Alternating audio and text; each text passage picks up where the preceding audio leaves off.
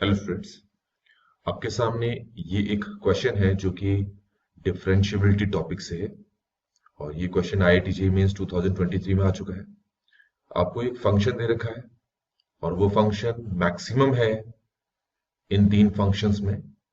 तो आपको यहाँ पर तीन फंक्शंस दे रखे हैं इस कर्ली ब्रैकेट में, और इससे आपको मैक्सिमम फंक्शन फाइंड आउट करना है जो कि एम एक्स के इक्वल है।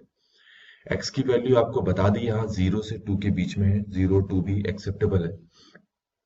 अब आपसे कहा है कि m जो है नंबर ऑफ पॉइंट्स हैं 0 और 2 के बीच में, जहां पर f जो है कंटिन्यूसली है, और n वो पॉइंट्स है 0 और 2 के बीच में जहां f जो है वो डिफरेंशिएबल नहीं है। तो m प्लस n का होल स्क्वायर प्लस 2 की वैल्यू आपको फाइंड करनी। तो सबसे पहले हम क्या करेंगे कि हमें जो ये दे रखा है इसको सिंप्लीफाई करेंगे यहाँ पर।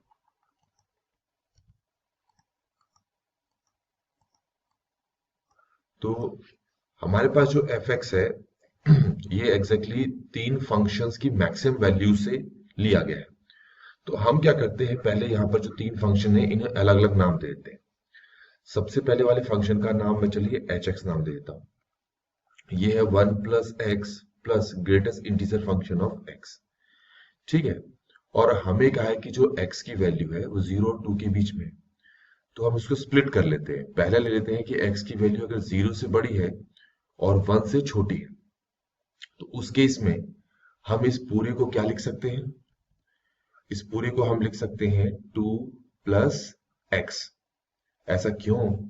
क्योंकि x की वैल्यू 0 और 1 के बीच में होगी, तो ये ग्रेटेस्ट इंटीजर फंक्शन ऑलवेज, अच्छा 2 प्लस एक्स भी नहीं होगा, ये होगा 1 प्लस एक्स।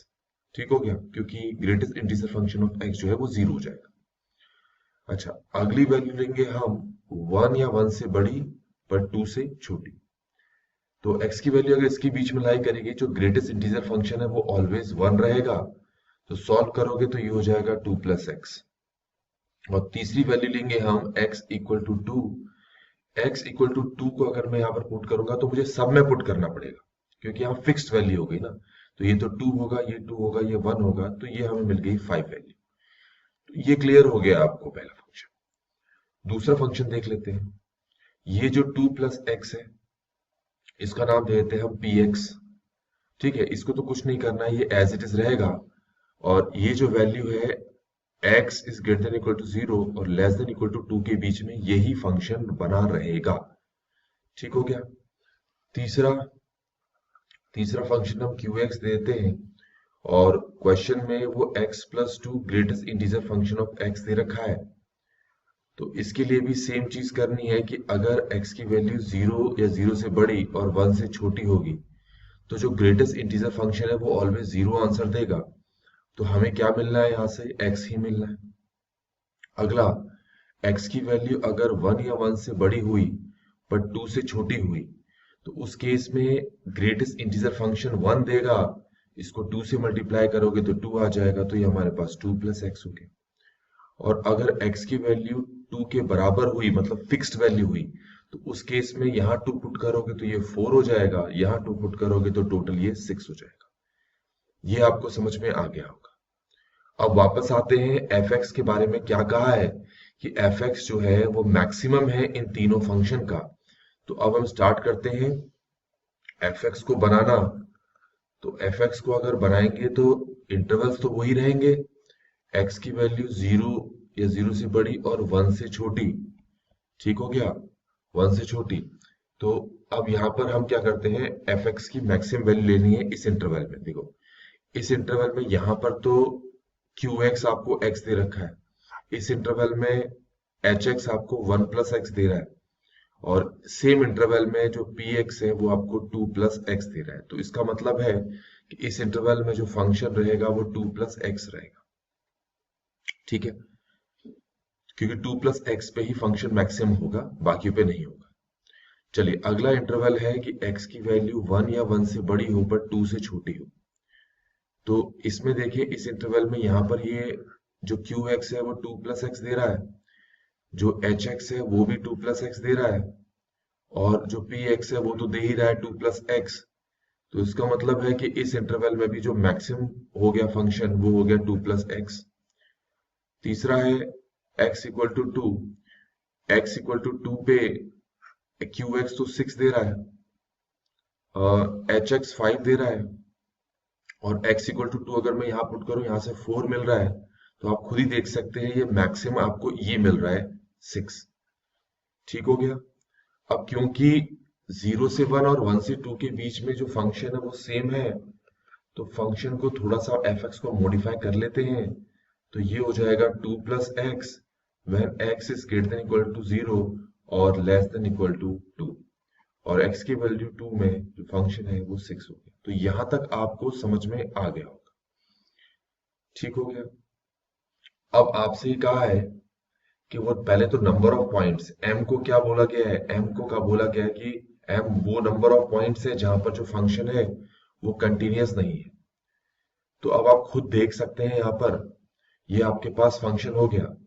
तो अगर मैं यहाँ पर लिमिट निकालता हूँ, पहले लेफ्ट हैंड लिमिट निकालता हूँ x टेंस टू 2 माइनस पे, ठीक है, तो आप देख सकते हैं x टेंस टू 2 माइनस पे fx जो है उसका कौन सा हिस्सा लेंगे हम, 2 प्लस एक्स लेंगे, और x की वैल्यू 2 को पुट कर देंगे तो ये 4 आ जाएगा। ऐसे ही राइट हैंड लिमिट लेंगे हम fx के लिए, तो ये हो जाएगा limit x tends to 2 plus fx, तो ये हो जाएगा limit x tends to 2 plus fx की जगह क्या लेंगे 6, क्योंकि 2 से बड़ी वैल्यू पे 2 या 2 से बड़ी वैल्यू पे हमें कितना लेना है, 2 प्लस नहीं होगा, यहाँ पर 2 प्लस तो नहीं होगा, अ, ये ये नहीं होगा, राइट हैंड लिमिट नहीं लेना यहाँ पर क्योंकि 2 प्लस तो होगा नहीं।